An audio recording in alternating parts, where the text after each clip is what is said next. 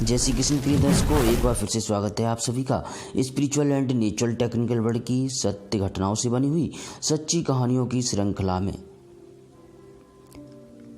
प्यारे भाई बहनों, सर्वविदित है कि प्रभु भाव से बस में होते हैं और एक कहावत भी कही गई है कि जाकी रही भावना जैसी प्रभु मूर्ति देखी तिन तैसी। अर्थात जिसके मन में प्रभु की जैसी भावना होती है, जैसे रूप का वह पुजारी होता है, जैसे रूप का वह आसक्त होता है, प्रभु उसी रूप में उसे दर्शन देते हैं, उसे प्रत्यक्ष दिखाई देते हैं। यह सत्य घटना जो भक्तमाल से ली गई है श्री कर्माबाई जी के बारे में।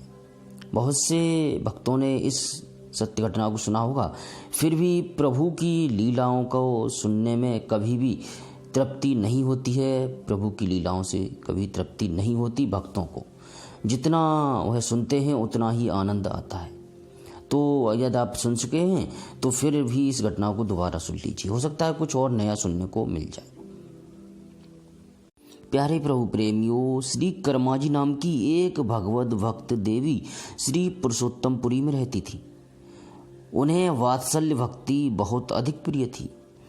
उनका प्रतिदिन का नियम था प्रातःकाल स्नान आदि किए बिना ही खिचड़ी तैयार करके और पूरे भाव के साथ भगवान को अर्पित करती थी। प्रेम के बस में रहने वाले श्री जगन्नाथ जी भी प्रतिदिन सुगर सलोने बालक के वेश में आकर जैसा श्री कर्माजी बाई अपने मन में विचार करती थी, वैसे ही वह आकर के उनके पुत्र की भांति उनके गोद में बैठकर बड़े चाव से उनकी बनाई हुई खिचड़ी का भोग लगाते, खिचड़ी को खाया करते थे।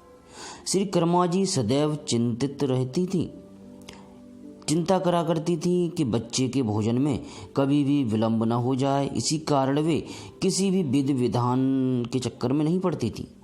भाई उनके पचड़े में पड़कर तो समय अधिक लगेगा विधि विधान के अनुसार, तो फिर आपको नहाना धोना और भोग के लिए सामग्री जुटाना और अन्य अन्य कार्य जो शास्त्र विदित हैं वो करने पड़ेंगे। तो वो किसी भी प्रकार के विधि विधान में न पढ़ करके सीधे सीधे अपने खिचड़ी बना करके सुबह को और प्रभु का स्मरण करती, ध्यान करती। प्रभु आते, खिचड़ी तैयार हो जाती, वह उन्हें अपनी गोद में बिठा ले खिचड़ी का भोग लगा देती थी। अत्यंत प्रेम से सवेरे ही खिचड़ी तैयार होकर यही नियम चलता रहा। एक दिन एक साधु श्री कर्माबाई जी के पास आए। उन्होंने देखा कि श्री कर्माबाई जी अपवित्रता के साथ खिचड़ी तैयार करके अर्थात बिना नहाए धोए खिचड़ी बना करके अपनी रसोई में और भगवान को अर्पण कर रही हैं। अब साधु तो बड़ा घबराए। भाई साधु तो वो तो नियम और विधि विधान के अनुसार भगवान का भोग लगाने वाले थे। उन्हें जो भाव उनका था कर्माबाई जी का, वह भाव साधु के अंदर नहीं था। घबराकर उन्होंने श्री कर्मा जी को पवित्रता के लिए स्नान आदि की विधियां बता दी। साधु का वचन था तो कर्माबाई जी ने सहर्ष से स्वीकार कर लिया। अब भक्तिमती श्री कर्मा जी ने दूसरे दिन वैसा ही किया जैसा उन साधु ने उन्हें बताया, पर इस प्रकार खिचड़ी तैयार करते उन्हें देर हो गई। उस समय उनका हृदय रो उठा। मेरा प्यारा श्याम सुंदर भूख से छटपटा रहा होगा। आज खिचड़ी बनने में समय अधिक लगा क्योंकि विधि विधान के अनुसार खिचड़ी पकाई जा रही थी। श्री कर्मा जी ने दुखी मन से श्याम सुंदर को खिचड़ी खिलाई। आज वो भाव नहीं था प्रिय भाई बहनों जो प्रतिदिन हुआ करता था, क्योंकि जहाँ नियम कानून आ जाते हैं वहाँ फिर फॉर्मेलिटी अधिक होती है। मतलब जो भाव होता है, भाव तभी होता है जब हम स्वेच्छा से कोई कार्य करते हैं, अपने स्वभाव से उत्पन्न हुआ कार्य करते हैं, जैसा गीता जी में भी प्रभु ने स्वयं बताया हुआ है। प्रिय भक्तों, आज बड़ी आश्चर्यचकित घटना घटित हुई। अब श्री कर्माबाई जी ने तो औपचारिकता पूरी करने के लिए भोग लगाया और बेमन से भगवान श्याम सुंदर को खिचड़ी खिला दी, क्योंकि उन्हें लग रहा था कि आज बहुत देर हो गई और प्रभु को बहुत देर भूखा रहना पड़ा। तो आज जो भाव था वो और दिनों की अपेक्षाकृत वो भाव नहीं था। इसी समय क्या हुआ, मंदिर में अनेकों घृतमय पकवान निवेदित करने के लिए पुजारी जी ने प्रभु का आह्वान किया।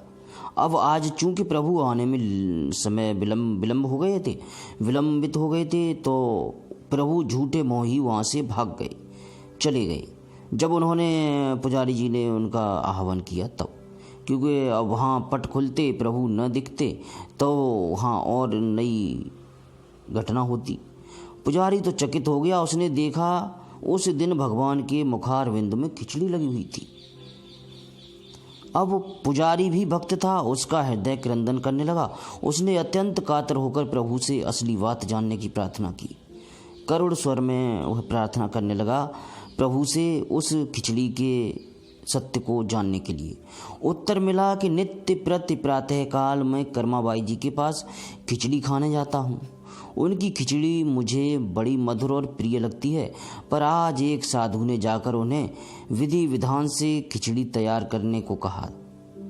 स्नान आदि की विधियां बता दी, इसीलिए खिचड़ी बनने में देर हो गई, जिससे मुझे क्षुधा का कष्ट तो हुआ ही, शीघ्रता में झूठे मोह आ जाना पड़ा है। प्रभु बिना मुंह धोए हुए ऐसे ही चले आए।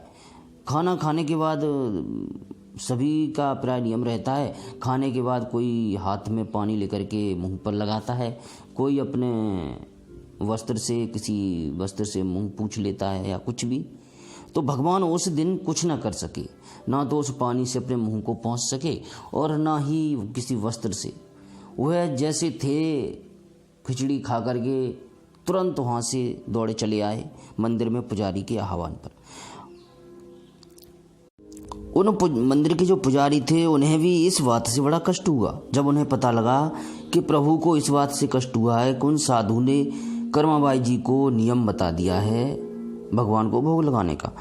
तो भगवान की आज्ञा अनुसार पुजारी जी ने उस साधु को ढूंढ करके प्रभु की सारी बात जो प्रभु ने बताई थी एज इट इज उसे बता दी कि प्रभु का ऐसे ऐसे कहना है, तुमने जो कर्माबाई जी को नियम विधि विधान बता दिया है उससे प्रभु क्षुब्ध हैं, दुखी हैं। साधु घबराया हुआ श्री कर्माबाई जी के पास जाकर बोला, आप पूर्व की तरह प्रतिदिन सवेरे ही खिचड़ी बनाकर प्रभु को निवेदित कीजिएगा और मुझे क्षमा कीजिएगा जो मैं आपके भाव को न समझ सका। आपके लिए किसी नियम की आवश्यकता नहीं है। आप उस प्रेम की पराकाष्ठा पर पहुंच चुकी हैं जहां पर किसी भी विधि विधान की कोई आवश्यकता नहीं है। श्री कर्माबाई जी उसी तरह प्रतिदिन सवेरे भगवान को खिचड़ी खिलाने लगी।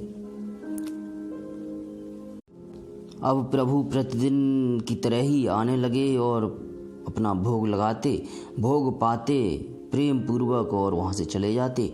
उसमें ही दोनों की खुशी थी, भक्त भी खुश और भगवान भी खुश। कर्माबाई जी को भी अत्यंत हर्ष होता था जब वह किसी भी प्रकार का बंधन नहीं था। अपने मन के अनुसार उठ करके अपनी खिचड़ी बनाया करती थी प्रभु का स्मरण करते करते, और प्रभु आते, भोग लगाते, प्रभु चले जाते। कितने आनंद का वातावरण था। प्रभु स्वयं आते थे प्रतिदिन वात्सल्य भाव से और खिचड़ी को ग्रहण करके चले जाते। श्री कर्मा जी परमात्मा के पवित्र और आनंदमय धाम में चली गईं, पर उनके प्रेम की गाथा आज भी विद्यमान है। श्री जगन्नाथ जी के मंदिर में आज भी प्रतिदिन प्रातःकाल खिचड़ी का ही भोग लगाया जाता है। आप चाहें तो श्री जगन्नाथ जी के मंदिर में जाकर के यह बात पता लगा सकते हैं, देख सकते हैं, यदि मन में ऐसा विचार हो तो। परंतु मैं फिर भी आपसे हाथ जोड़कर विनती करूंगा कि भगवान की कथाओं में कभी भी विकल्पों को न आने दें। जैसी कथा हो उस पर सहज विश्वास करें। जहाँ सहजता है वहीं प्रभु का निवास है। यदि प्रभु में भी आप दिमाग लगाएंगे तो फिर मुश्किल हो जाएगी प्रभु को प्राप्त करने में। तो दिमाग को इस दुनिया में लगाइए जहाँ पर हमें इस भौतिक जीवन को जीना है, और प्रभु में तो बस दिल को लगाइए। दिल को लगाएंगे तो हमेशा विजय मिलेगी, प्रभु हमेशा साथ रहेंगे। घटना आपको कैसी लगी इसके बारे में अवश्य कमेंट करके बताइएगा। अधिक से अधिक शेयर कीजिए जिससे दूसरे लोग भी इसके लाभ को उठा सके। मिलते हैं फिर से किसी ऐसी ही मन लुभावनी सच्ची कहानी के साथ। तब तक के लिए किसी प्रकार की त्रुटि के लिए प्रभु श्री कृष्ण के चरण कमलों में सर रख करके उनसे क्षमा मांगता हूँ, और अपने सभी प्यारे भाई बहनों से भी, और उनके मंगलमय जीवन की कामना प्रभु से करता हूँ।